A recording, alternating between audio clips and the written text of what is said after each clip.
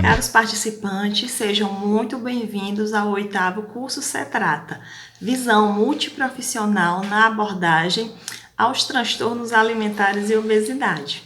Nesse momento, abriremos a temática Obesidade Infantil e Transtornos Alimentares na Infância em tempos de pandemia. Como prevenir e tratar? Será conduzida pela Lidiane de Fátima Alves Cavalcante. Ela é nutricionista, formada pela Universidade de Fortaleza, Unifor, com especialização em gestão de qualidade em serviços de alimentação e nutrição. Atua atualmente em creches e escolas privadas na cidade de Fortaleza e atua também na área clínica. Tenham todos um ótimo evento. Olá, meu nome é Lidiane Cavalcante, sou nutricionista, atuo em escolas e na prática clínica e hoje eu recebi esse convite da Mari Galvão, membro da CETRATA nas escolas, para a gente abordar um tema que nos preocupa demais, que é a obesidade infantil e transtornos alimentares na infância em tempos de pandemia. Como prevenir e tratar? Alguns pontos que serão abordados aqui hoje já foram observados antes mesmo da pandemia. Então, com a pandemia só veio realmente a se intensificar mais. A pandemia causada pelo coronavírus gerou várias mudanças em nossas vidas. Uma delas foi o isolamento social como medida de prevenção contra a transmissão do vírus, e isso acabou que respingando também na rotina das crianças, onde as aulas foram suspensas, as presenciais, e as crianças passaram a ter aulas por ensino online. O público adulto passou a trabalhar em home office, e alguns ficaram realmente sem trabalhar. E isso, todas essas mudanças, teve um comprometimento, gerou um comprometimento do comportamento alimentar, com essas mudanças emocionais originadas dessa pandemia. Os pais adquiriram cuidados integrais com seus filhos, desde o aprendizado escolar, como saber dividir aquela rotina, alimentação, higiene pessoal, atividades às quais eles tinham que tentar inserir essa criança para que a ansiedade não sofresse tantas consequências quanto a ansiedade. Então, eles foram descobrindo novas habilidades, né, como trabalhos manuais, músicas, oficinas de culinária, jardinagem, porque também teve a questão da proibição, né, de frequentar locais com aglomeração, praças de lazer. Então, isso tudo foi imposto pela pandemia. Além disso, os cuidadores passaram a ter um cuidado maior com a higiene pessoal e a higiene ambiental também. E quais foram essas práticas adotadas na pandemia? O que mudou antes da pandemia para agora? Houve uma maior frequência de higienização das mãos, essa prática já era praticada, porém, com a pandemia teve um crescimento a mais, né, devido à questão do vírus, teve a maior frequência de desinfecção das mãos com álcool e também das compras, né, sacolas de supermercados passaram a ser descartadas, então, todo um cuidado em relação ao material de algumas compras, né, papelão, vidro, metal, tudo isso foi levado em consideração, tá?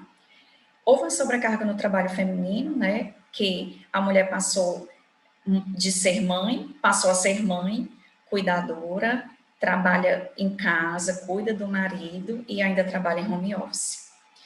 Houve também uma exposição excessiva de aparelhos eletrônicos pelo público infantil.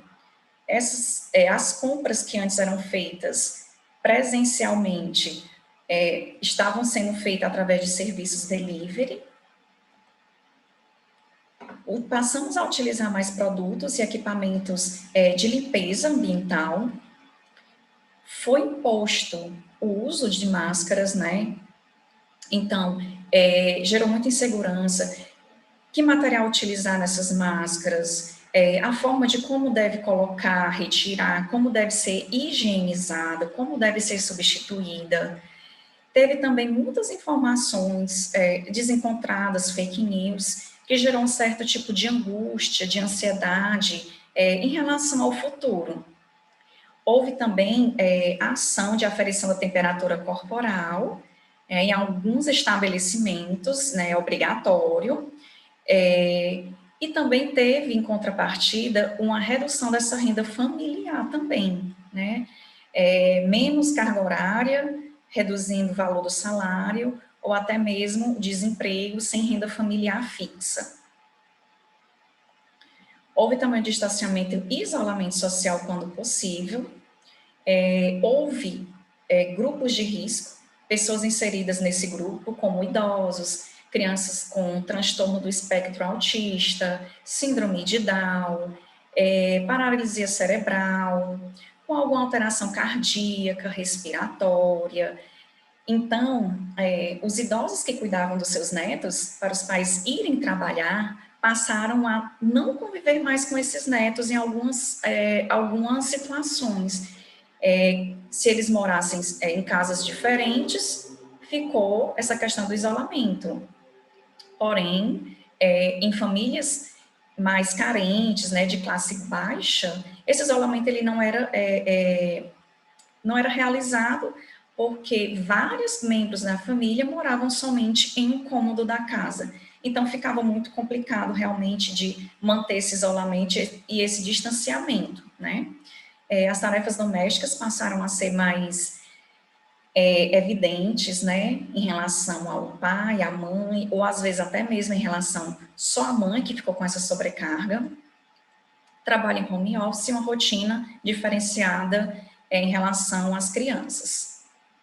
Houve também um comprometimento em relação à cadeia de suprimentos de alimentos, desde a plantação, transporte, distribuição e consumo final. Né? Então, as feiras elas passaram a ser proibidas. Algumas empresas que trabalhavam com agricultura familiar, teve que parar nessa questão desse trabalho. Então, ocorreu uma escassez de alguns alimentos, de algumas matérias-primas, e com isso levou ao aumento de alguns produtos, né? O custo maior de alguns produtos. Então, nós temos 3 tipos de realidades em relação às famílias. Temos famílias de classe média e médias altas. E quais são as características dessas famílias? Elas possuem recursos tecnológicos, né, que asseguraram o ensino à distância em relação às aulas das crianças e adolescentes. Dependendo da renda familiar, eles não tinham tanta restrição alimentar, né, poderiam comprar o que quisessem, comer o que quisessem, na hora que quisessem. O convívio social, né, assim, não foi bem evidenciado, porém o convívio entre aqueles membros de uma determinada casa não tinham tantos conflitos, porque eram poucos membros, né, em uma casa, então geravam poucos conflitos comparando a famílias de classe baixa. Então, apesar dos transtornos, essas consequências não foram tão evidentes em algumas famílias. Famílias de classe baixa, o que aconteceu? Alguns ficaram desempregados, principalmente os autônomos, né, ficaram sem renda totalmente. As crianças passaram a não frequentar a escola pública e essas crianças adquiriam alimentação somente na escola pública. Era uma garantia que eles iam ter as 4 refeições diárias ou 2 refeições diárias, conforme o período de estudo, e passaram a ser privados dessa alimentação, com muitas restrições. Houve uma distribuição de cestas pelo PNAE, porém, aquela cesta básica tinha que ser dividida por vários membros da família, não era destinada só a atender às necessidades nutricionais daquela criança, né? Não tinha uma segurança alimentar tão específica. Houve aumento do trabalho infantil e violência familiar, devido à questão dos conflitos internos, né, entre os membros da família. Então, comparando as famílias citadas no slide anterior, houve uma consequências mais graves nesses públicos, né, no público infantil e no público adulto. Passar mais tempo em casa foi algo imposto, né, que acabou gerando muita ansiedade, incerteza sobre o futuro, irritabilidade, alterações do humor, conflitos entre os membros familiares, e isso tudo causou ansiedade. Decorrente dessas preocupações, a ansiedade de forma positiva nos permite organizar, planejar alguma coisa, como viagens, né? E quando ela é vivenciada de forma negativa, gera prejuízos, né, ao corpo e à mente. Ocasionando dessa forma o estresse tóxico, né, a frequência, a intensidade, e isso vai comprometer a resposta fisiológica no público infantil, como a elevação de alguns hormônios, como cortisol e adrenalina, que vai sobrecarregar, comprometer o sistema cardiovascular e a arquitetura cerebral das crianças, como, por exemplo, a queda do desempenho cognitivo, né? Menos rendimento em relação a até mesmo estudo e outras situações. Então, esse estresse tóxico, com essas alterações, causam consequências de curto, médio e longo prazo. Por exemplo, são ativadas, a via neuroendócrina ela vai ser ativada, isso vai aumentar o acúmulo de gordura, promovendo a adiposidade visceral. Há também a liberação de hormônios que aumentam o apetite, né, incentivando aquela criança sempre a comer, não tem aquele centro de saciedade, né, de satisfazer aquela fome fisiológica, existe a fome psicológica também, né, há uma redução da sensibilidade também do cérebro em relação à leptina, que vai controlar essa ingestão alimentar, né, vai ser responsável também pela regulação do metabolismo de carboidratos e gorduras. Há também uma ativação no sistema de recompensa cerebral, onde vai ser mais consumido alimentos mais palatáveis, ricos em açúcares, sódios e gorduras, contribuindo assim para um maior consumo de energia e menor qualidade em relação à variedade da alimentação. Tudo isso, né, vai ser liberado, vai ser visualizado, né, no nosso corpo como sintomas de irritabilidade, alterações do sono, né, já que não tem uma rotina fixa, a alimentação não é adequada, os hormônios estão totalmente desregulados, há um comprometimento do rendimento escolar também, depressão, alterações do humor e a baixa imunidade. Se esses sintomas não forem cuidados, tratados e prevenidos na infância, vão repercutir na fase adulta e acarretando transtornos alimentares como anorexia, bulimia e compulsão alimentar, além de obesidade na vida adulta. A criança já come transtornada, né, devido a essas causas, essas consequências. O ambiente ele não é favorável em determinadas vezes, há uma exposição maior em relação a aparelhos eletrônicos, onde as crianças elas não conseguem ter atenção plena no que estão consumindo, na qualidade, no sabor daquela refeição. Então, não tem um convívio harmonioso em relação à coletividade, né, de realizar aquela refeição com todos os membros da família e a questão do prazer de estar da satisfação daquele momento na alimentação. E qual a relação entre ansiedade e alimentação?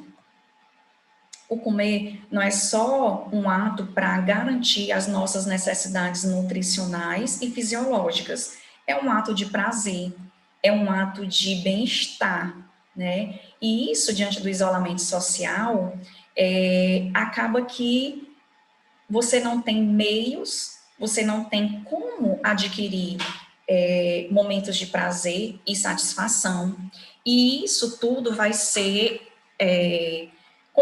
vai ser comprometido e que nós vamos buscar como válvula de escape é a comida, que pode nos gerar um conforto. Por isso que nós chamamos algumas vezes de comfort food, porque é uma comida de conforto. No momento que você está estressado, angustiado, aquele alimento vai satisfazer aquela tensão, aquela ansiedade, gerando um momento de prazer. Quando a ansiedade ela é intensa e não tem outras estratégias, ela pode ser um gatilho para a compulsão alimentar e, consequentemente, obesidade e doenças crônicas não transmissíveis. A comida confortável desperta um bem-estar ao ser consumido. Por exemplo, tem determinadas preparações que remete a algum momento da tua infância. Um bolo de fubá feito pela avó, um arroz feito pela sua tia, né? Então, tudo isso, quanto mais próximo tiver essa preparação daquele momento que você viveu atrás, na sua infância, melhor vai gerar essa sensação, mais intensa vai ser esse contato com a alimentação e geração de prazer e bem-estar. E a alimentação infantil, né, representa não só a questão de atender às necessidades nutricionais, como eu falei anteriormente, mas ela gera um vínculo primeiro de mãe e filho, desde a vida intrauterina até a amamentação, e depois eles vão ter outras situações e criar uma relação com a comida. E de acordo com as condições nas quais acontecem essas refeições, por exemplo, se tem uma rigidez no horário, sempre tem que ser naquele horário, faça chuva ou sol, metas de porções dos alimentos, ou então se você raspar o prato, você vai ganhar uma recompensa, que normalmente é o doce, tá? E isso vai gerar um caráter punitivo compensatório por parte dos cuidadores, e o meio de troca para a criança. Então, não vai ter uma relação boa, a criança não vai ter uma boa relação com a alimentação. E na infância, ocorrem os primeiros hábitos alimentares da criança. Os pais vão ser educadores profissionais, exemplos, vão refletir no filho essas escolhas alimentares. Quando isso é comprometido, né, essa relação do desenvolvimento do padrão alimentar infantil com a criança, gera coisas distorcidas. Por exemplo, a compulsão alimentar, onde a criança ela vai comer de forma exagerada, sem ter o centro da saciedade, ela não sabe o sabor daquele alimento, ela apenas vai comendo, e isso vai contribuir muitas vezes para o excesso de peso, e a criança vai gerar uma relação afetiva com aquela comida. Mas afetiva, como afetiva? De tristeza, de alegria, de preocupação, de ansiedade, tudo isso tem que ser analisado para que a criança não busque um alívio errado em relação a isso, tá? E o impacto nesse comportamento alimentar vai gerar o maior consumo de alimentos doces, né, devido à sensação de bem-estar, maior consumo de comfort foods, de fast foods, perdão, aumento no consumo de alimentos industrializados. Eles não vão ter um horário fixo, nem uma rotina fixa a cumprir. Eles vão comer em maior quantidade, sem perceber que está comendo aquela quantidade, né? Tem um ato de beliscar ao longo do dia, e isso nunca satisfaz a fome dele. Vai gerar comportamentos do comer transtornado, e isso vai acentuar, né?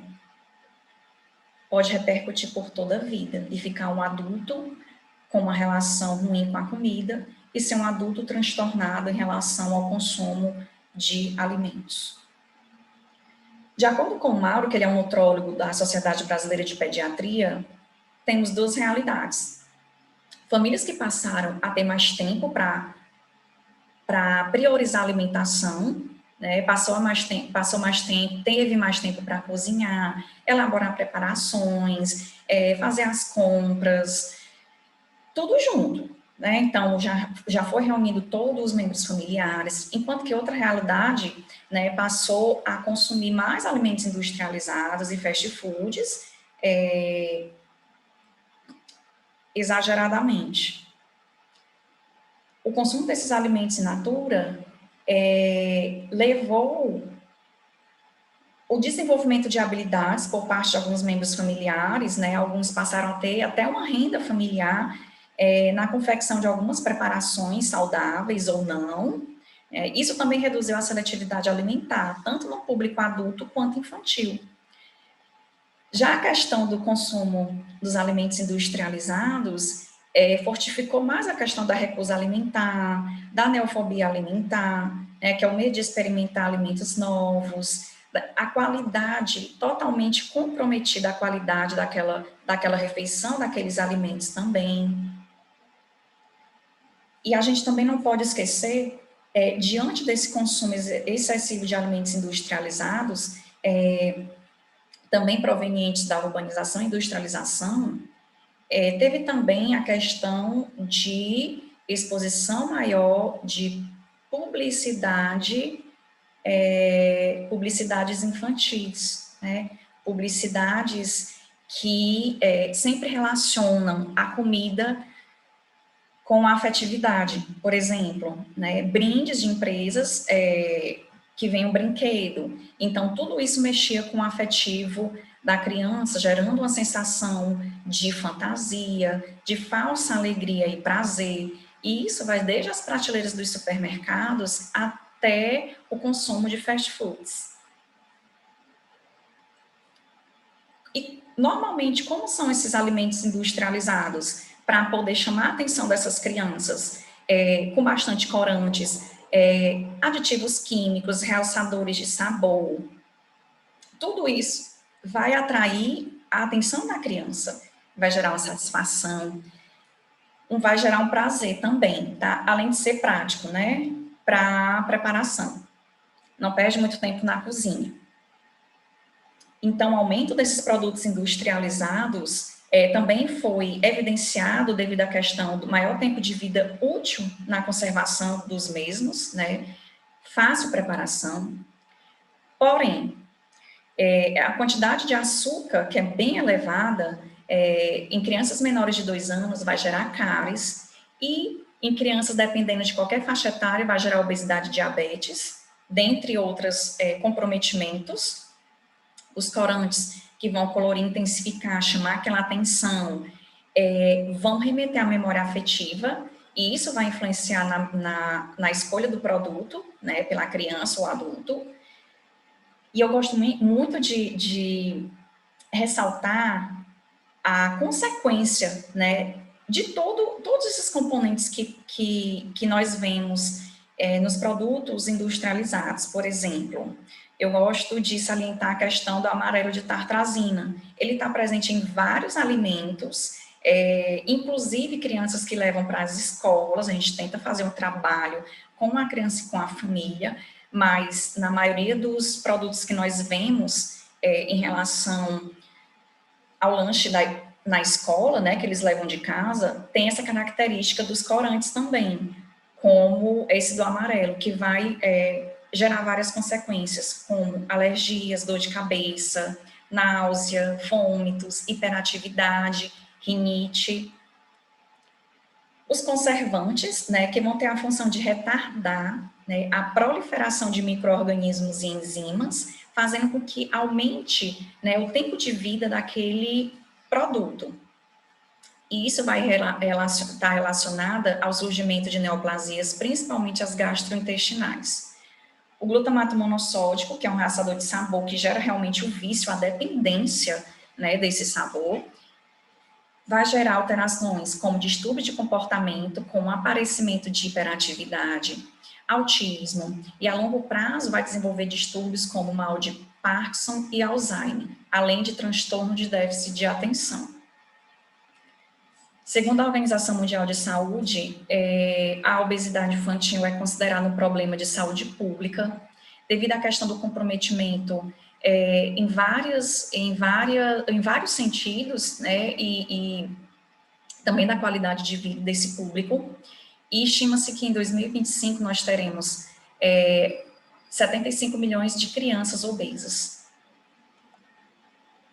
Então, esse consumo, esse comer transtornado, a ansiedade, o estresse tóxico, gera vários comprometimentos, né? Crianças com obesidade, né, existem estudos comprovando cientificamente, não só crianças, mas adultos, que a obesidade vai ser um risco em relação ao coronavírus, tá? E, consequentemente, vamos ter também essa questão do comprometimento da imunidade, já que na obesidade o corpo está totalmente inflamado, então vai ter vários comprometimentos. Nós vamos ter a presença também da desbiose intestinal, câncer coloretal, distúrbios respiratórios, ortopédicos, diabetes, bullying, sofrido por alguns membros da família e até mesmo nas escolas.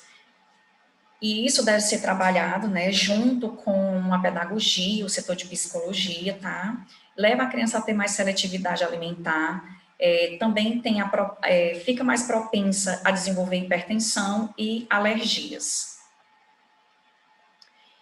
E quais cuidados nós temos que ter com essas crianças em tempos de pandemia, tá? Fazer um planejamento nas compras antes, verificar o que tem na sua casa, na sua geladeira, na sua despensa, o que você pode comprar para poder complementar aquela refeição daquela semana, ou naqueles 15 dias, ou de forma mensal. Sempre fazer anotações, sempre pedir também, dependendo da faixa etária, que a criança possa ajudar na confecção dessa lista. Procurar consumir alimentos mais integrais e naturais, e de forma que também tenha um tempo de durabilidade em relação à sua conservação. Fazer uma pesquisa de preço no mercado, comprar frutas e verduras da estação, tá? E aí vocês podem montar junto com as crianças um kit menu, um cardápio, né? Que a criança vai participar, desde as escolhas daqueles alimentos até o consumo final daquela preparação. Eles ficam mais incentivados, eles ficam mais estimulados, e aí a gente dribla a seletividade alimentar e também a neofobia, né, que é o medo de provar alimentos novos. A gente pode inovar nas preparações, tá? E dessa forma, a mãe, no caso, né, não fica tão sobrecarregada em relação aos afazeres em casa. Procurar sempre fazer as refeições reunidos na mesa, expor as preparações de forma atrativa, colorida, inovada, tá? É importante também aumentar o consumo de água nesse período. Importante também praticar o mindfulness, que no português quer dizer atenção plena naquilo que você está fazendo, né? Existe o mindfulness em vários sentidos. Vamos trazer em relação à alimentação, tá? A pessoa com a atenção plena do consumo daquela refeição, ela vai sentir o sabor, ela vai explorar o surgimento de uma afetividade, de um momento que foi especial para ela e que ela está vivenciando aquele momento junto com os sabores, com os sentimentos, tá? Isso vai também reduzir o estresse relacionado ao comer excessivo e de forma compulsiva, reduz também o estresse psicológico, né? Auxilia também na redução da compulsão alimentar e outros transtornos, auxilia também na redução de peso em pessoas com ou sem obesidade. Orientar sempre também sobre a importância de higienização das mãos, que é muito importante, gente, de forma mais lúdica, com desenhos, com figuras, né? Porque às vezes a criança ela passa de tanta coisa que tem que fazer, então às vezes ela acaba aqui querendo negligenciar algumas etapas. Então a gente tem que conduzir isso da melhor forma possível, tá? Eu fiz uma atividade de educação nutricional na escola, em uma das escolas que eu trabalho, então esse material ele foi confeccionado com EVA e figuras impressas em papel de A3, e foi bem legal, porque eles viram de forma lúdica qual a importância, por que eles precisam fazer aquilo, tá? Como driblar o sedentarismo também é importante nesse momento, né? Escolher sempre brincadeiras que movimentem os membros da família, deixar a criança escolher que tipo de brincadeira ela quer para poder ser incentivada, né, a praticar esse movimento junto com os outros membros. Limitar os jogos eletrônicos e celulares também é importante, tá? Tem um documento que eu vou mostrar depois para vocês, a Sociedade Brasileira de Pediatria, ela fez uma nota com várias dicas de como enfrentar essa pandemia com as crianças, tá? Atividade física ou brincadeira lúdica não deve ser um movimento, um ato exausto para a criança, tem que ser um momento de prazer e ela tem que se sentir à vontade para fazer também, tá? Não é uma coisa que tem que ser cobrada, tá? Ela fica à vontade para fazer, o tempo de duração também, tá certo? Mas é importante sempre incentivar, ok? Existem alguns alimentos que reduzem essa questão da ansiedade, como o chocolate amargo, porque ele vai favorecer a produção de serotonina, que é um neurotransmissor que vai gerar o bem-estar e o prazer. Ovos, fonte de triptofano, que vai agir no cérebro também, atuando como produtor de serotonina. Leite derivados, também são fontes de triptofano. Frutas cítricas, que vai atuar na redução do cortisol e vai melhorar essas situações de estresse. Alface, né, que vai ter a propriedade calmante, devido a uma substância que é a lactocina, também presente. E como a gente pode melhorar essa aceitação das frutas, reduzir esses alimentos industrializados? É preciso inovar, tá, gente? Assim, tem preparações muito simples que podem ser feitas, tá? Não precisam vocês passarem horas também na cozinha, isso vem com o tempo, tá certo? Vem com a questão de prazer, de realmente como prioridade. Então, eu trouxe umas sugestões, né, que eu faço trabalhos nas escolas, de como apresentar essas frutas. Eu trouxe algumas sugestões, porque tem infinitas, tá? Eu gosto muito de pegar dicas no Pinterest, que é um site bem bacana sobre essa questão das fotos gastronômicas, e é bem legal também as receitas, tá? Cortar as frutas, uma variedade maior, sempre usar variedade, nunca repetir as mesmas frutas, tá? Pode colocar num palitinho de espeto, com a caldinha de cacau.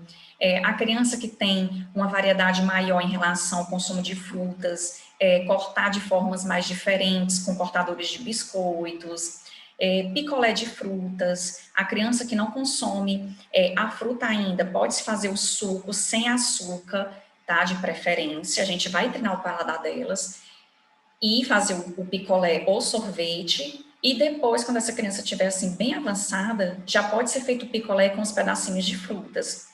Decorar as cascas das frutas é importante também, eles desenharem, vocês podem imprimir alguns acessórios para poder eles colarem nas cascas das frutas, isso incentiva bastante a criança, principalmente também na retomada às aulas presenciais, né, quem optou por essa sugestão. Bolos, né, de banana com cacau, bolo de banana com maçã, mousse de abacate com cacau, sorvete de banana com morango, gelatina de fruta, vocês vão utilizar o suco, né? No caso, o da foto é o suco de uva integral com gelatina em pó incolor, tá? Bem fácil, tá, gente? Aqui é só uma sugestão também que eu coloquei, né, que é um arco-íris de frutas e frutas na barquinha. Eu costumo trabalhar muito essa questão da variedade, da qualidade, do colorido sempre, tá? E sempre eu faço uma associação com algum personagem, um desenho, tá? Que eles gostem bastante. Como melhorar essa aceitação das verduras agora, tá? Dos legumes, dos folhosos, né? Que são, assim, eles são bem resistentes em relação a esse consumo. Mas a gente pode introduzir em alimentos em preparações que eles gostem. Uma panqueca colorida, uma tapioca de beterraba, uma coxinha usando a massa da mandioca, batata doce, batata inglesa. Pode colocar a carne, o frango, o queijo como recheio, o cupcake de cenoura com laranja, o hambúrguer de brócolis. ou couve-flor, tá? Eu costumo dizer que é o hambúrguer do Hulk, que eles gostam bastante, né, de super-heróis. Chips de legumes, eu coloco aqui o chips de beterraba, o preferido do Homem-Aranha, do Homem de Ferro, porque tem essa questão da cor vermelha, né? Preparações para realçar o sabor dos alimentos, né? Coisas mais naturais,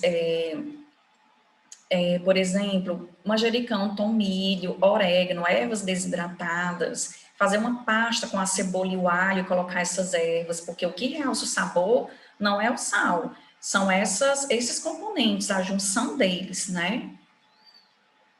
Como melhorar a aceitação do arroz? As crianças costumam consumir mais o arroz branco, elas são muito resistentes em consumir o arroz colorido, mas a gente pode fazer um trabalho bem legal com elas, né, que é o arroz verde, utilizando os vegetais folhosos, espinafre, rúcula, alface também. O arroz de beterraba, o arroz amarelinho com açafrão, tá? E aquelas crianças que forem avançando mais em relação a esse consumo, variando mais as refeições, pode ser feito também um arroz colorido, né? Que tanto pode brincar com essas cores, como em relação aos legumes, tá? Para deixar esse arroz o mais colorido e variado possível. Como melhorar a aceitação dos ovos? Às vezes as crianças, elas abusam, não querem mais comer o ovo cozido, estrelado. Então, a gente procura inovar. Pode ser feito com um omelete, né? Colocando o açafrão, colocando o frango, a carne, ou até mesmo o queijo. Pode ser feito um omelete de forno para toda a família. Criar personagens com esses ovos, né? O cozido, dá para fazer vários desenhos, assim, bem simples mesmo. Você pode cortar e a criança pode montar. E aí você estimula ela a estar consumindo o que ela montou, tá? E a gente pode também trabalhar com a coloração claro, utilizar corantes naturais em vez de corantes artificiais. E dá para fazer um mundo de preparações, gente. O arroz, dá para fazer o macarrão também. Então, é muito legal essa questão da coloração, tá? Muitas crianças, né, não aceitam feijão. É um terror para as famílias, porque a mãe relata, né? Já fiz de tudo, já coloquei feijão preto, feijão carioca, feijão mulatinho, coloquei na sopa, coloquei no almoço, eles não aceitam. Então, eu gosto muito dessas sugestões, que são até mesmo adotadas pelos veganos, do hambúrguer de feijão preto, do brownie do cookies. Eu acho fantástico. Então, eles acabam realmente que consumindo mesmo, tirando essa relação de resistência, né, de provar o feijão, e é muito bacana, né, que aí já é uma transição que a gente vai fazer para o consumo do feijão propriamente dito, tá? Sem ser utilizado em preparações mais elaboradas. Aqui eu coloquei também um quadro de rotina e regras. Isso não deve ser uma competição, não deve ter uma premiação como o doce, né? Mas procurar de forma amena, de forma legal, tranquila, que a criança possa cumprir todas essas rotinas e regras, tá? O presente é uma estrelinha que você vai colar, é uma princesa, é um super-herói, e é bem legal, vocês podem fazer esse cartaz e eles irem se estimulando, incentivando e vocês parabenizando-os por isso, pelo cumprimento dessas tarefas, tá? Aqui é um mural que ele é mais aberto para a escrita. Eu coloquei para vocês aqui também, tem várias dicas bem legais, vocês podem fazer o download de forma gratuita, tem no site do Ministério da Saúde, que é o Guia Alimentar para Crianças Brasileiras Menores de 1 ano. Nós temos também um guia para os adultos, né? Tem várias dicas, tá? De alimentação e de outras coisas também. Esse e-book é muito legal, da Associação Brasileira de Nutrição, Todos Juntos contra a Covid-19. Então, fala muito sobre a alimentação, os componentes, a importância do consumo de alimentos naturais, a prioridade de frutas cítricas, como desenvolver e fortalecer o sistema imunológico. Então, é bem legal, tá? Também é gratuito. E a nota de alerta que eu trouxe aqui para vocês, da Sociedade Brasileira de Pediatria, também vocês podem baixá-la gratuitamente, que dá orientações de como os pais e os filhos eles podem viver durante essa pandemia. Questões de aleitamento materno, alimentação, também atividade, tá? Atividade física. Algumas referências bibliográficas, tá? Gostaria de agradecer novamente. Deixo o meu e-mail para vocês, o meu contato de WhatsApp, meu Instagram. Qualquer dúvida que vocês tiverem, podem mandar mensagem. Se vocês quiserem os artigos os quais eu utilizei nessa palestra, podem me falar que eu mando para vocês. E agradeço demais por vocês terem dedicado esse tempinho. Muito obrigada.